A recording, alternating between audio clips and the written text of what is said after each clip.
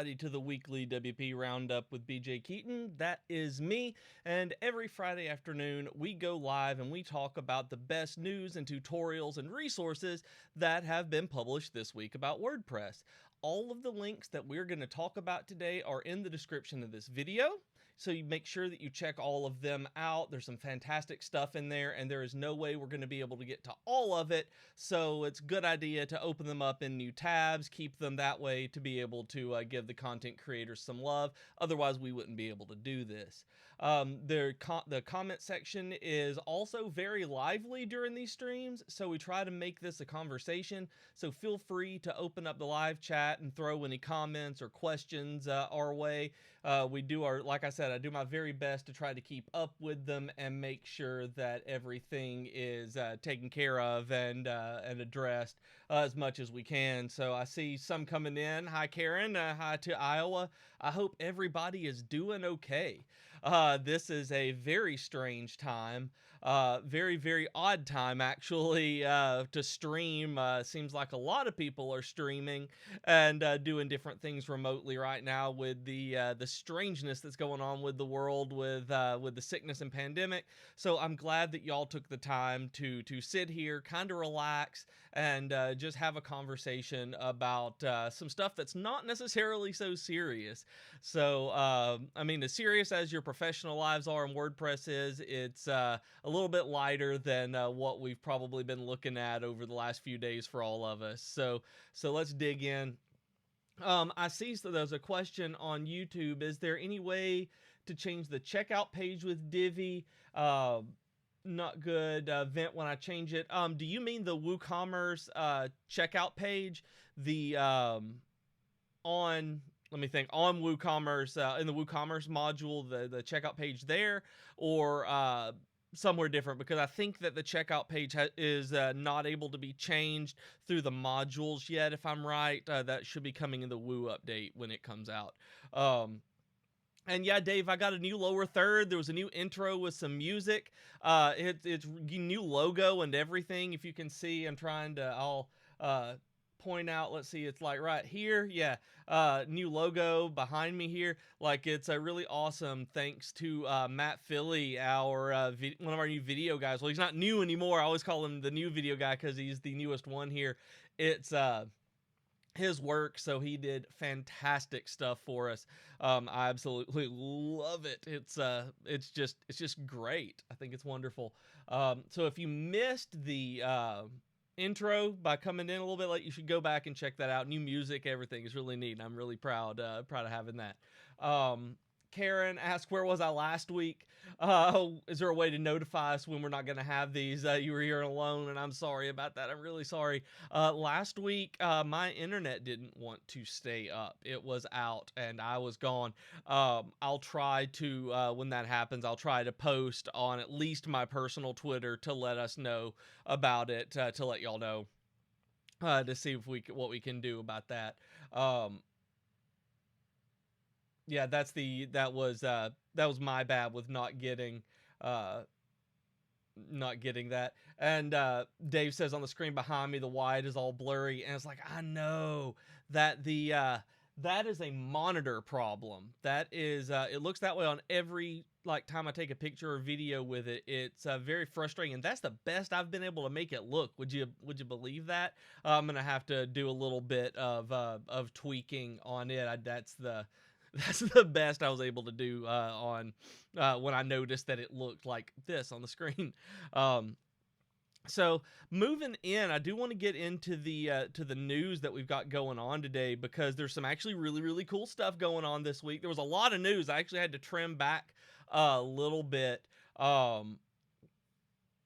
on what I put into the news. I moved some of it down, so I want to get into that. And Karen says it's a privacy angle problem with this, and I thought that too, and it may actually still be, but even when I had it face on, I had it facing the camera directly, it still didn't fix the blur on it. So I was like, I'm gonna have to do more than just change the angle on it to be able to get the slight blur on there away, or try to get a one that has a little bit less white and light colors on it, at the very least. But yeah, my first one was like, oh, it's the privacy angle on the side. And it's like, no, it's just a bad screen. It's a little cheap. I bought it on sale. Um, but moving into the news just a little bit. This is right now, if y'all haven't noticed, the Divi 12th anniversary sale. So Elegant Themes has been around now for 12 years, and it is time for us to give you a discount and have our sale. So it is 20% off of lifetime upgrade, and new memberships. So we highly suggest that you take advantage of this if it's something that you have been looking to take advantage of in the future. It is just something that we think is worth offering like this. It's not quite the Black Friday sale, but this is the best deal that you are going to get right now. So it is 20% off, and it is absolutely well worth it. It's one of those things that we always want to call out as much as we can to really push towards you guys. Be like, hey, if you didn't know about this, take advantage of it. There's really not a better time to get a deal like this. So I wanted to remind you all of that. The link is in the description of this video. It is the very first one, so that you can check that out, get your discount, and do that. I also wanted to point out the second thing, just very briefly, is that the WordPress is going to update the coding standards finally for PHP, as WordPress has started to allow and really recommend PHP 7 and a lot of the better versions of PHP, and having you update your servers and everything like that. The recommended syntax and the coding standards have still recommended the 5.2 syntax. And if I can see, the proposed standards are down here. They've got examples of them for, proposed namespaces, for keywords should be lowercase, things like that. But if you're a developer who deals with the PHP and you are updating to your core, if you're a plugin developer and you need things to stay within that WordPress standard, it's going to be changing into better syntax for you, for quality of life, for really everybody. Dave asks, is there anything for the already lifetime people who's making the anniversary possible? I don't think so this time, Dave. I haven't heard of any bonuses on that one. If there are, I'm completely ignorant of them this time. Thank you. It's one of those things where I really don't know. I don't think so though. Securi, the third one on the list here for under news. I put this one in there because a lot of us are now in this position. Securi went through and talked to different people and got them to give their best tips for remote work. This is something that I think everybody is going to have to deal with. Most everybody is going to have to deal with at some point soon. Remote work, if you're not used to it, does have its pitfalls. It's absolutely wonderful for a lot of reasons, but there are a lot of downsides to it as well. And so Securi, I put this in the news because it's very likely that you're working at home for the first, like maybe not the first time, but for the time being at least. And it's something that we want you to have the best pieces of advice to make that as smooth as possible of a transition. They talk about how to organize your time, how to deal with distractions, which is one of the hardest things, especially since a lot of us are kind of kept at home with people who we aren't usually with while we're working. It's very easy to get distracted. How do you communicate with the people around you? Like Elegant Themes, we use Slack since we're an all distributed team. We use Slack for pretty much everything. They talk about providing security for your team, like LastPass or 1Password. It's just different things like using Zoom and Skype and different things like that. I mean, there's a lot of stuff in here. They talk about VPNs, getting good routers, just all of the stuff like that that kind of get thrown in all at once at you when you're talking about going remote. It is something they're talking about on this. They talk about some cool stuff like using a JavaScript blocker in your browser to prevent execution of unwanted scripts. Because when you are working from home and you're dealing with more, it's not secure, is not what I'm looking for, but more, not your own stuff, but company classified stuff that you don't need to put at risk, you could definitely get that with some scripts so you can disable them. Just neat stuff like that. I really liked this security blog, so thank them for putting that out. It's one of the more in-depth how to work from home articles that I've seen, and that's why I wanted to make sure I put that one in the news. There's also, because a lot of us are stuck home, I wanted to put in the news that WP Block Talk is a free online event that's focused on the block editor that's coming up on April 2nd. It is an official thing that's going to be on WordPress TV. This is a link from WordPress.com where you can sign up for it, and it's going to be something anybody can come into and watch and just kind of learn and workshop, that kind of thing. It's really, really cool to have virtual webinars and conferences going on when there's a lot of people at home right now. With a lot of us working from home who may not have done this before, it's easy to get lonely. That's the thing. When you're working at home for the first time, or working at home and you're not used to it, and you're used to having an office full of people, it's very, very easy to get distracted and put off by the silence sometimes, by not having anyone around to bounce ideas off of. So I highly suggest virtual conferences like this, these online events where you're going to be able to talk to other people. It's why I love streams like this. Is every week I get to talk to dozens of y'all about stuff and really have an outlet for when I'm not able to really talk to anybody but my dog, who is lying down beside me here.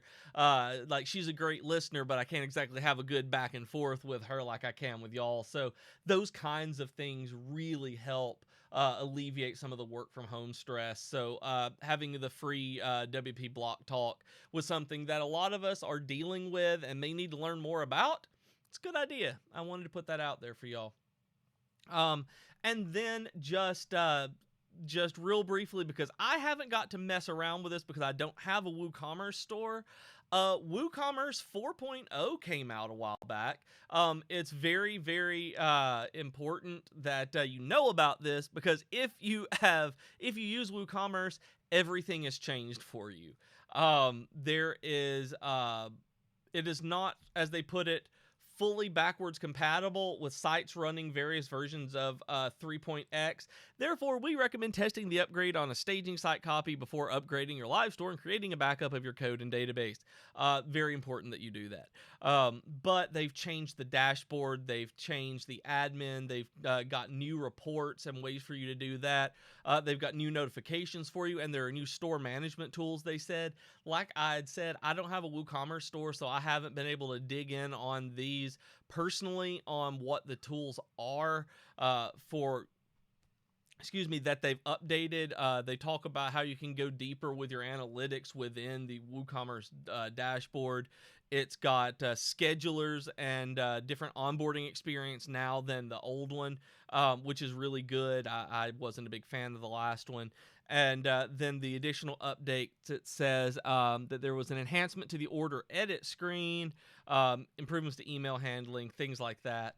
But this was a big update. And if you are running WooCommerce, you definitely need to update, but you need to make sure that it's safe to update. You need to back everything up. You need to make sure that your store is not going to get ruined by it with major updates. Anytime that you go from a version like 3 to 4 like this, you're definitely going to want to make sure you have backups just in case something breaks on the back end.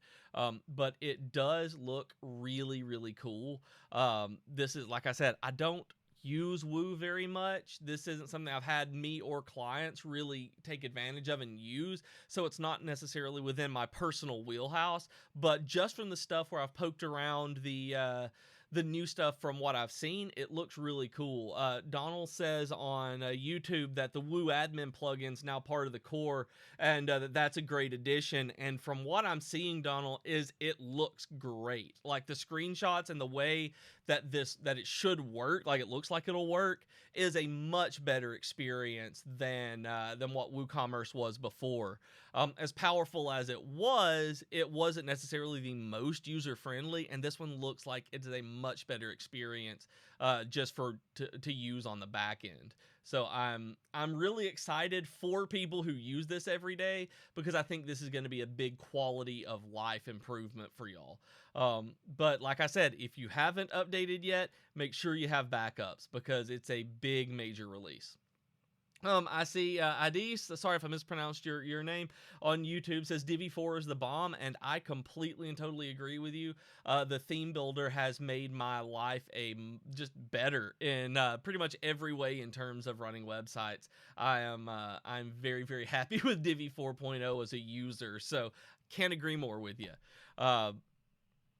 So that was all of the news that I had. Like, it's big stuff, but it's stuff. Oh, nope.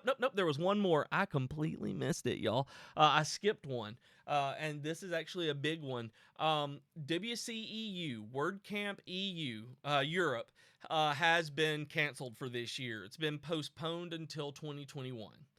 I'm sorry. This is the stinky part. One of the stinky parts that goes on with all of us taking the precautions that we are right now to prevent any more spread of the coronavirus is that WCEU and other conferences and other WordCamps specifically are being postponed and canceled. We already had WordCamp Asia canceled this year, and now WordCamp EU is being postponed, which really stinks, because we were going to have a presence there this year. We were going to have Mac and Donietta there, so that we were really excited about sending them, but it is no longer going to happen, because there is no longer going to be a WordCamp.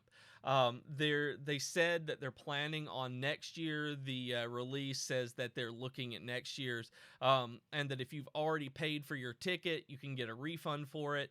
If you have already scheduled travel for it and you need to get a refund on it, and you may not be able to, that they have a letter that you can provide the hotels and airlines, so that you can get potentially get that refund a little bit easier. This is not cool, but it's the kind of thing that we're gonna have to deal with. This might be the new normal for a little while, and it is what it is. I hate it, because I know that Mac and Donietta were looking forward to this a lot, looking forward to meeting a lot of y'all, and it is just one of those things. So I'm really sorry, and honestly, I think that more and more of them are going to get canceled this year. They've talked about a lot of different WordCamps maybe being on in the fall, because right now we're still very early in knowing what's going on worldwide. But honestly, personally, I feel like they're probably going to end up erring on the side of caution for pretty much the rest of the year in terms of different conferences, until we really have a good handle on what's going on. So yeah, EU is definitely going to be a no-go, so I apologize. I have a question here before I get into the tutorials. Mike asks, a quick text module question. Is there a way to make the Divi text module provide URL hints when creating a hyperlink? Even the default WP page and post editor provides those hints for internal links. Mike, I thought it did that. I am obviously wrong, because you say that. That would probably be a feature request to ask support about, because to throw in with support if it doesn't do that. Like I said, I honestly thought that it did that, because I use that all the time. I may honestly be thinking about the block editor, since I've been using it so much lately. I'm gonna see if I can get into Divi page while I'm talking to you here to see, because it's gotta log in.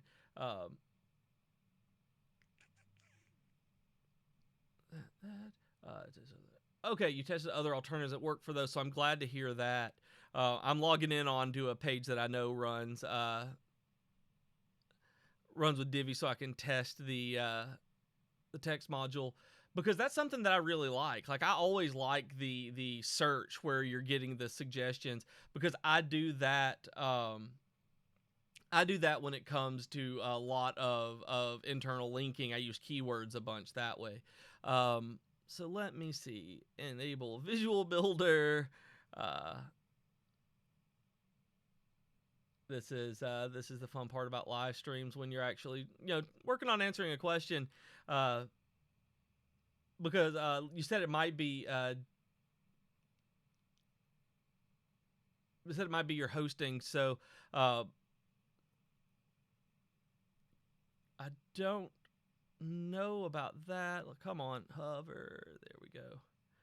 Apparently it does not like.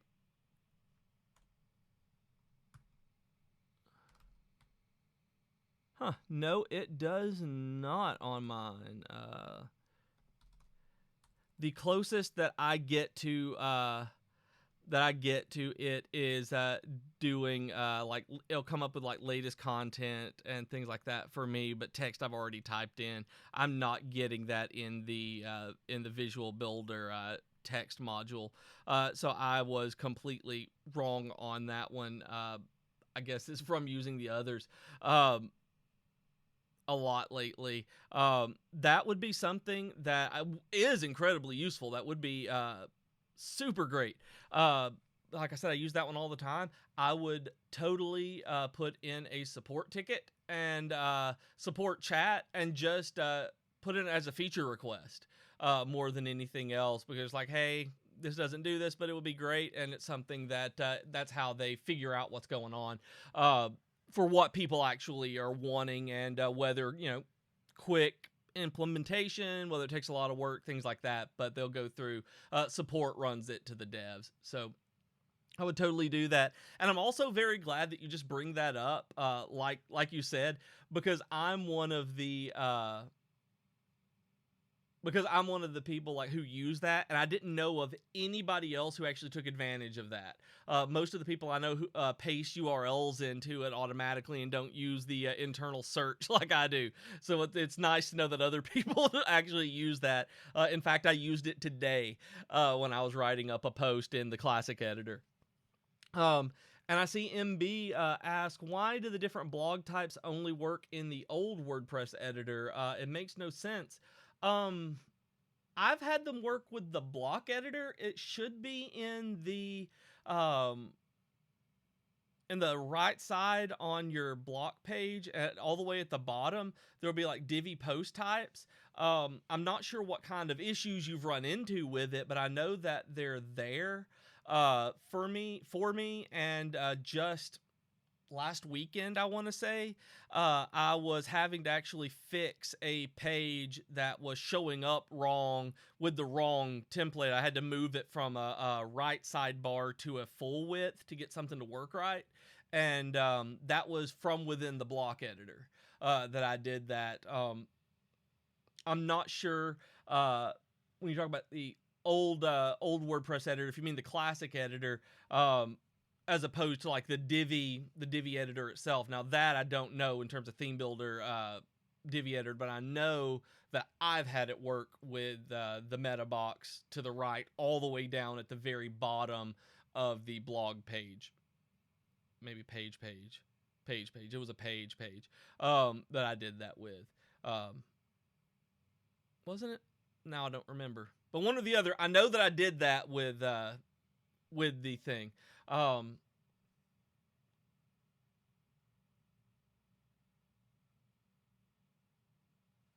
Elise asked, I was silenced because I was reading this.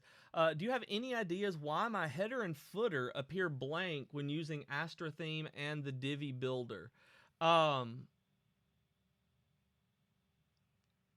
does the header and footer, do they appear blank when you're editing or when you've saved it and gone live? Because I've had some weird things, not necessarily with that combination before, but I've had weird things that don't show up when I'm editing using the builder, uh, both in the theme and with just the builder plugin, that whenever I saved it and exited the builder, it appeared. If that's something, if it's showing up just like that, I wouldn't worry about it because it's just a browser display issue in the way that the React is working with it. I don't know why sometimes that happens, but if it's on the front end and it's like you build with Divi and then it's not showing the header and footer that you've set in Astra, that's odd because the Divi builder should only be affecting the content of the page, and that's not within the content area.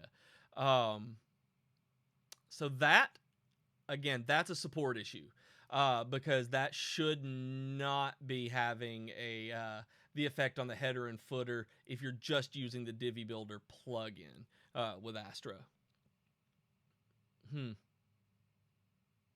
Yeah, I've not had that one happen. Since it's on there when you exit the builder, definitely support on that one. MB asked, good question. Have you any suggestions for other themes in the builder? Because Divi's so heavy, lighter could sometimes be the way to go. I have personally used it with Astra. I like it with Astra. I've actually stopped doing that. I did it for headers before. I actually stopped doing that with the theme builder. My site sped up a lot with the theme builder and being able to play with the headers like that. I'm trying to think of the other one that I'd used it with. I know actually that it works really well with Genesis. That if you have the Genesis framework, the Divi builder actually works pretty solidly with it as well. I haven't tried with Thesis. I haven't tried with Thesis in a long time, and it works well with Ultimatum in my experience because I have a couple of sites that are odd, terrible Frankensteins of Visual Composer and the Divi builder using Ultimatum theme as a base. So those are the ones that I've had experience with. My go-to other than Divi is Astra, though. For a lot of reasons. It's good. I like it, and I do use just the Divi theme way more often than anything else, personally. But excuse me, but if you are looking for something different, it's those. Mike says may want to try Generate Press or Ocean WP as well. They're supposed to work well with page builders. That's one I'm actually going to write down for myself here because I've never actually sat down with either of those and tried them, especially Generate Press. I've heard a lot about and haven't ever tried it, but I've heard about them working well. So thank you, Mike, for throwing that in there. And MB asked regarding the stuff from before with the page types. Made some posts in the visual builder and tried to make the blog post a video post. Didn't work. Support's told you it should be only the old editor. See, now that issue I haven't had. I wish that I could be more helpful on that one, MB. Now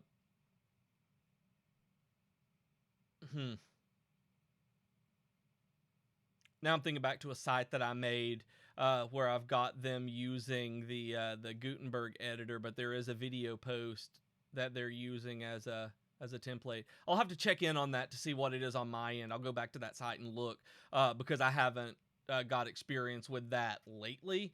I know it worked before. I haven't tried it with the brand new Divi, so I'll play with that and see if I can come up with anything on that one for you. Other than that, because that would be the experience I've got is like that. I see Ayub asks if I can do the same things I can do with React with if I can do the same things that I can do with React with jQuery. I think not. I'm pretty sure because they're so different and the way jQuery interacts with the DOM, React is a lot more powerful. you're going to be able to jQuery's lighter and can do certain things, but with it being the library like it is for what it's made for, React I think is a lot more powerful from the way I understand what you can do with both of them. Any suggestions when to use PX and font size and when to use VW? I have troubles making my fonts responsive in the nice way best. Dorothy, I tend to use EMs and REMs when it comes to fonts rather than PX. I don't suggest using PX very much at all, if at all, if you can avoid it at this point, just because it's not going to be responsive as time goes on. It's future proofing. I use VWs and VHs for containers when you're doing margins or padding. I definitely do VH and VW. But when it comes to font sizing, EM and REM will be probably what you're going to have better luck with. And I think for me, I use it across the board unless it is something incredibly specific. I think that EM and REM are for relative unit measurements. Based on the default font size on your page. So if you have the default font size being 14px, you'll be able to use that for like not but decimals. You'll be able to have something be 1.5 ex or 1.5 rem to get it to be say like 21 pixels or something along those lines. I'm not 100% sure how the growth ratio works. I just kind of play with it. And you can do like 0.5 EM to have it half that default size. Those are the ones that I highly suggest you go into with font sizes. If you have a default that you tended to use like 16 or 17, I've had designers tell me never for the main text, body text of a website, never go below 16. So if, let's say that's what you're using by default, set your default as 16 pixel font and PX font, and then whenever you adjust it anywhere within CSS or the builder, use EMs or REMs. There are differences there between EM and REM, and to be 100% honest, I could not be the one to tell you what they are. As far as I understand, REM is the better one to do because it is relative, and I think it's relative to the page rather than the site, but not 100%. I apologize for that one because I know that it's there. I know that there are times for both, and I actually have had to look it up dozens of times, honestly, to know which one is which. But to know, EM versus REM, the specifics between them. But I think either one, personally, would be a better choice for font sizes than VWs. Donald says, I use VW for header size, with 4 VW or 5 VW for for an H1 or 6 VW for tablet and mobile. That's a good idea. I could totally see it for headers because of just how large they have to be. That would definitely be you're making sure that it is staying within the width of that frame and that viewport. I hadn't even thought about it for headers and things like that. It would also save me from having the giant REMs that I have on some H1s right now. But yeah, that's a good idea. Blues Number asks, I can't import layouts into the Divi builder. Any idea why? And I've run into that with basically the same issue twice, but in different places. I have had the browser cache not be able to, that was just messed up. So I needed to clear the cache. I've needed to just go into the actual browser settings, clear the browser cache, log out of everything that I'm in, and then I was able to import Divi layouts again.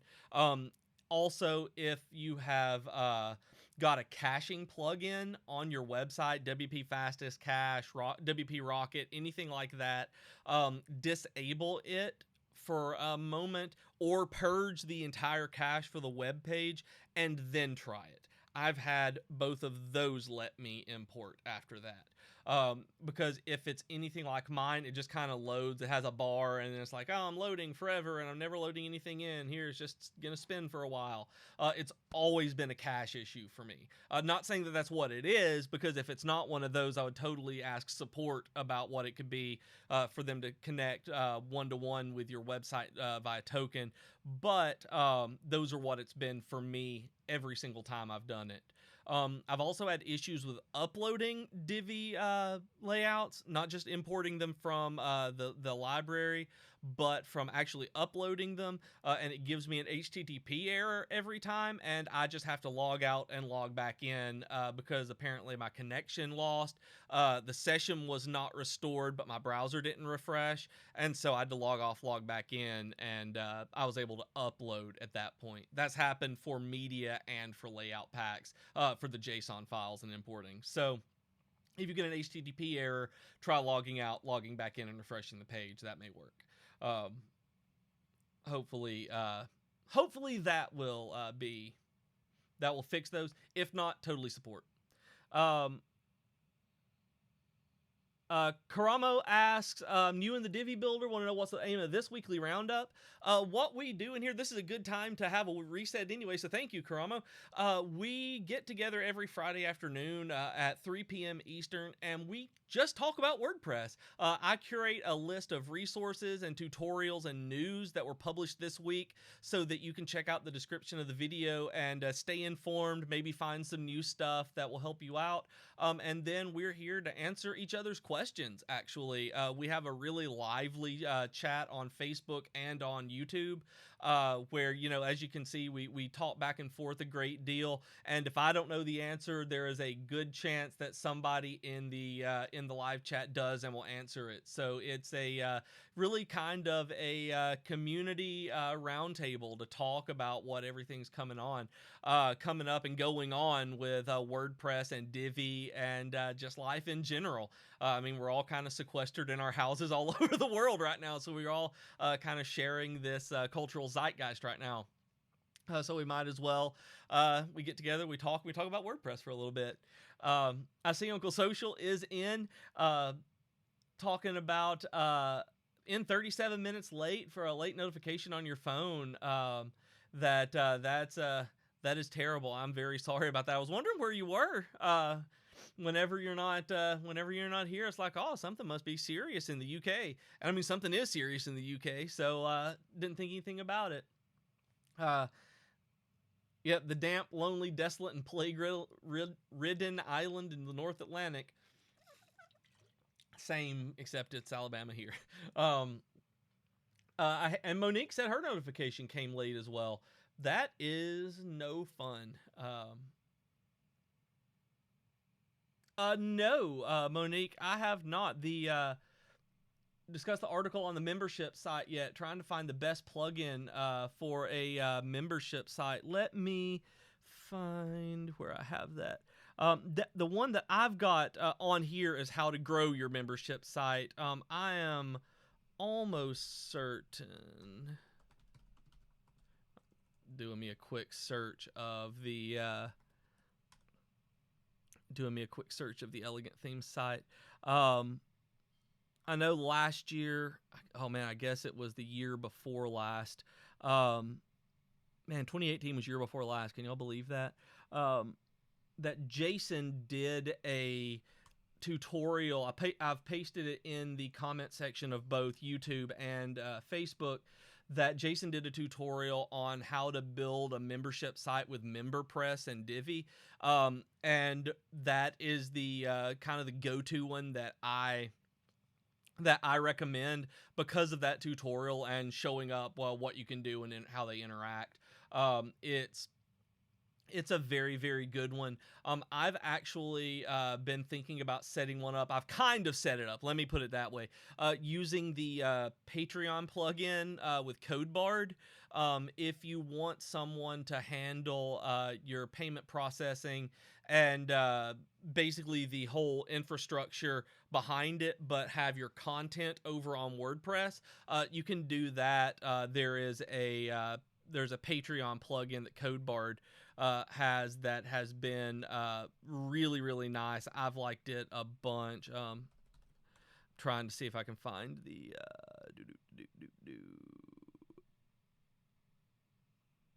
here we go. How to create a membership site on WordPress using Patreon. There is the link for that one on YouTube and on Facebook. Those are the ones that I've used or recommend to people to use for membership sites, just because I've seen those. And I know when Jason does something like that, I kind of latch on and be like, okay, this is the one that we're going to use because it works. And he's kind of broken down everything in a couple of posts. So that's what I do. Like I said, I like the Patreon one, but it's because I also have Patreon pages that I'm regularly managing and familiar with that ecosystem as well. I need to set one up so that people can register and get access to the specified content. Both of those will be able to do that depending on how you prefer. If you want it completely within WordPress and not use an external site, then the MemberPress one would be very good to use. I've used I can't say I've played with a couple more. MemberPress of the ones I have played with was by far the most solid of them. Let's see. In a single row, Aaron asks, in a single row, can I insert 2 or 3 columns in mobile view with the Divi builder? Not yet. As far as I know, Aaron, that is going to be a feature that you'll be able to play with the Divi breakpoints on different screen layouts, that you can say that you have this 3-column layout that you want, but you don't want it to break unless you're under like 200 pixels or something like that. And it would keep that on the mobile site being responsive that way, say like your tablet view or something like that. But the and if that's not exactly what it is, there might be an update coming for that. Like, don't quote me on that one. That's one that I know I've heard talked about, that I actually thought was in a while back, but apparently was not. And so it may be in the breakpoint there. But right now it is just a lot of fancy CSS using media queries that I honestly don't know. There might be a third-party plugin for that.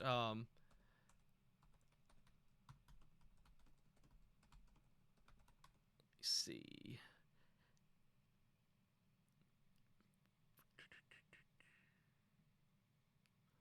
Maybe this is what I'm thinking of. No, that was from before we added in the...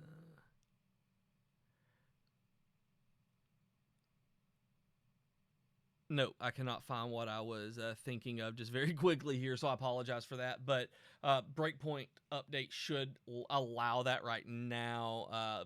It's a lot of media queries. So yeah, sorry. Moving forward a little bit, moving on into the tutorials a bit. Might as well go ahead while I was talking about the wizardry that Jason and Donyetta do. They've got some tutorials here on like how to add a motion slide out email opt-in box using Divi scroll effects. Again, this is one of those downloads and tutorials that really let you animate your site in ways that are more than just a standard slide-in box, where it can move around on the site, then come in from a different side using the scroll effects. And if you look at the demo within this particular blog post, I think that you'll find a lot of use for this particular style of animation. That may not even have to be in the email opt-in like that. And then Jason had one that was how to swap your Divi header. Nope, this one was Donyetta as well. I'm so sorry. So I guess I was completely wrong on that one. That Donyetta did a how to swap your Divi header for another one on Scroll. And this one I thought was like something that I have been wanting for a long time. Never thought about it, but then I realized it's like, because I like fixed headers and I like it when they change as I go down a little bit, and the default Divi one's been fine. But then I see this one and I'm like, oh, that's exactly what I need, because it will let you have whatever default global header you want, and then as you scroll down the page, you can swap it for a different header and a different header menu. Really, really, really cool. When I noticed it, when I was watching it actually during the I'm watching it right now. I'm sorry. As I'm watching it on the example, I was like, man, that is the kind of thing that gets my attention and then calls my eye to like the get a quote button or something like that you would see and have a CTA in the new header that you're pulling in. So, and that's exactly what it does. If you have if that is something that you would want to use, then absolutely check that out, because I think it's really cool. Uncle Social says, motion slide out email opt-in box. Didn't understand this tutorial. Alien Themes also makes Bloom, which does the same thing. Is that being deprecated? I don't know. I don't think that Bloom is... And this is me. This is just me thinking out loud. I would expect most of the new features that are going to be come in would be put in the Divi builder, Divi and Divi builder. And so anything like this that would be able to be done without an extra plugin like Bloom, they're going to be able to put in Divi. So honestly, while I don't think that Bloom is going to be deprecated by any means, at least for the foreseeable future that I know about, I would keep assuming that the Divi builder is where the devs and designers want this kind of feature to live eventually. Does that make sense? Is that politic enough?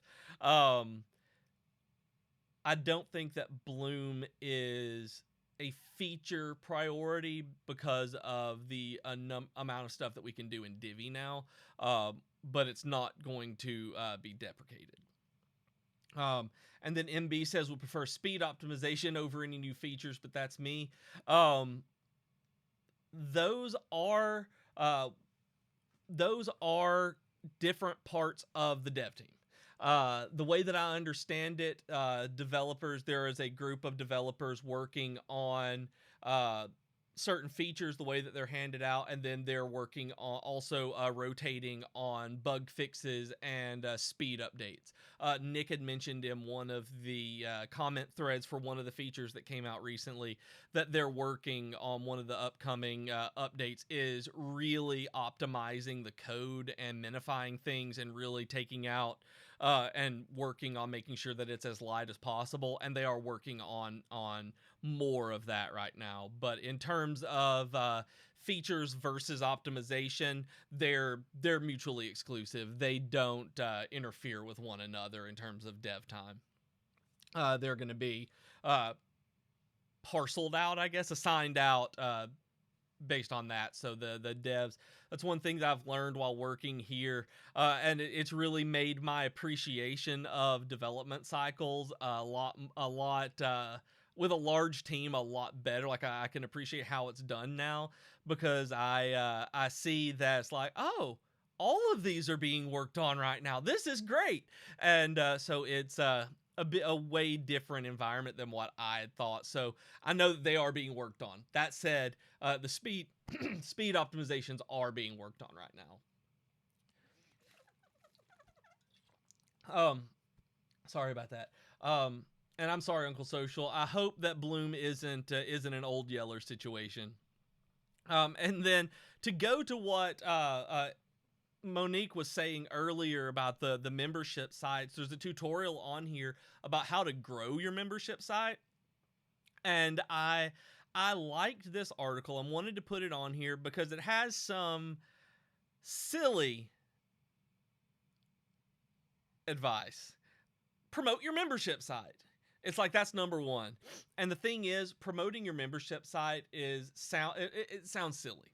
But one of the things that a lot of us get into is that when we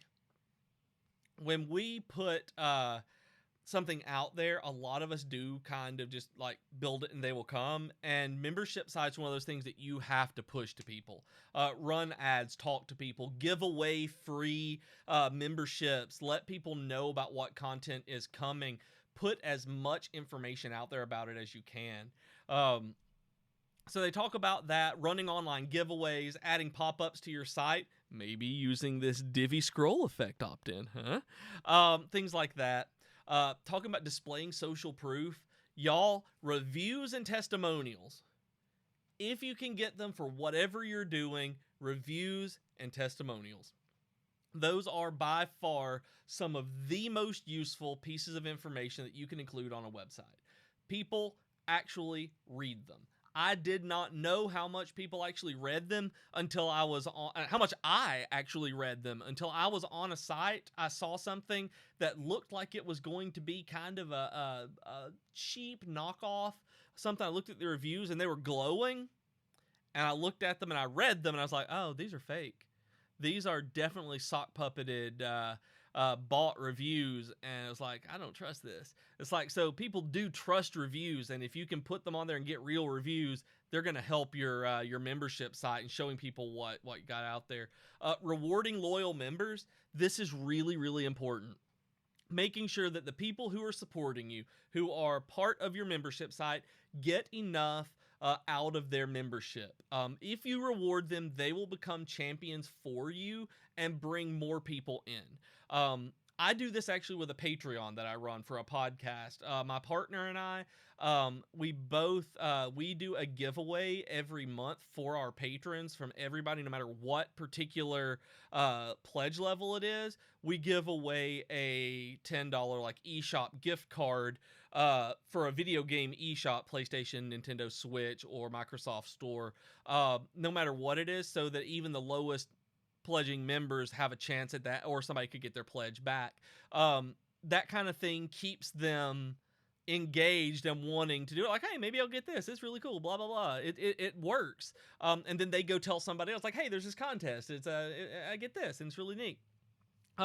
Also, like, we're going to give anyone who has stayed around for a solid year, give them t-shirts for the podcast. We're going to have them made up and just sent to them because of them being loyal to us, which again will be a champion advertising out to they'll wear it out in public. People ask about it, that kind of thing. So making sure that people, you can do stuff like that. They talk about Badge OS, where you can add achievement badges to your website. GamePress does this as well. There's also another one called, I don't know if this is it or not, if it's on here. Membershipsitelab.com is one of them that has GamePress. I know that it's Vina Prashant, I met her, does with one of those like that I had interacted with and played with that I like. So there's a lot of ways to do this and with your membership stuff. You can do an affiliate program, which totally works. If you want to promote it, you don't have to do anything, and you're getting sales that you wouldn't otherwise get. And then gathering feedback from your members. That's always a plus, to be able to ask them what they think, what would work better, and how they would hear about it, blah, blah, blah, all that. So it's good. Uncle Social actually says, don't forget the lovely Raffle Press plugin. In fact, I'm going to contact them right now and see if they've got Patreon integration on their roadmap. It would be awesome if they did. Uncle Social, if you hear back from them about that, let me know. Because reasons. And yes, Uncle Social, I did just cough, so I'm glad that you have... I'm glad that you guys are on the other side of the computer screen from me, but I don't think there's anything going on here. I never leave the house. This is where I work. I'm fine. He says right now, knock on wood. And I also, like Raffle Press, I've also used Gleam.io a bunch, and then Rafflecopter is also one that I've used. All three of those I can honestly say that I've used in different contexts and really like them. So yeah, guys, that is about all the time that I've got. So I before I go, I want to answer Dorothy's question here. Do you guys use child themes or not? I've seen both yeses and nos to using a child theme. And Dorothy, I always use a child theme. Anytime that I set any kind of site up, I always set up a child theme. Even if the only thing I'm going to be changing is CSS, I add a child theme to it just to make sure that everything stays the same during updates. If you ever update, now that the theme builder is out, it's a little less necessary for child themes on your own because you can do a lot without being overwritten with the theme builder. But I honestly really say child themes are the safest. There's a child theme plugin that I like called Orbisius, Orbisius. I like it a lot. You can disable it after the one-click child theme creation.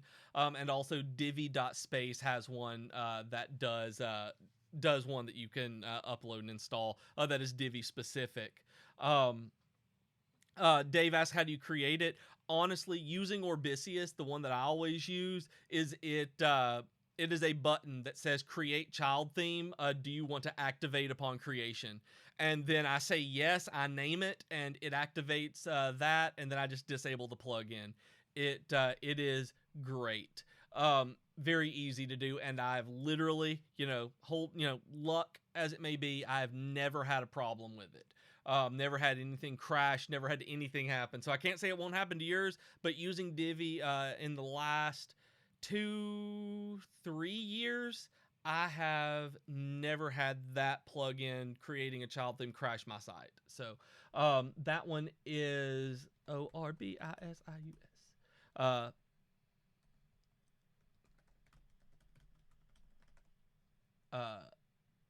Paste that into Facebook as well. And yeah, Mike, it's still around. It's one of those that even I haven't checked it in a few months. Haven't had the need to make a child theme with it. But the last time I used it, still a few months ago, still worked great. So there are others that do the same thing, y'all. But child theme creator plugins, I like them because they're simple and they make it just a little bit easier on me without having to use FTP. So it works. Thank y'all for tuning in. Thank you for all your questions. Thank you for just being fantastic members of the Divi Nation. Remember that if you are not already a lifetime member or need to upgrade your membership or considering getting a membership, this is our 12th anniversary sale, and you can go to our website right now and get a 20% off discount. We go live every single Friday at 3 p.m. Eastern doing this, talking about all of the links in the description of the video, having these kind of conversations. It's fantastic. Please join us again next Friday afternoon. We also go live on Tuesday afternoons at 3 p.m. Eastern with Jason Ordoneta doing a use case with Divi so that they show you how to use Divi in a real world scenario. It's great, and I've learned more about Divi from them watching those than anything else I've ever done. It is fantastically useful. So check those out, and then every Monday at 6 a.m. Eastern, after a feature release, Mac goes live and answers questions about it and shows what's going on with it. Since we didn't have a feature release this week, that will not be this week, but y'all will be able to check out any of the old ones on our YouTube or Facebook pages. Please ring the bell on YouTube and tell Facebook that you want to get notified whenever we go live. Subscribing is awesome, and we really appreciate that, but it doesn't get you a notification for live streams. So you got to tell them you want separate on that one. Make sure you smash that like button. It helps more than you may realize because of algorithms, and we truly appreciate you as human beings. And everybody stay safe out there.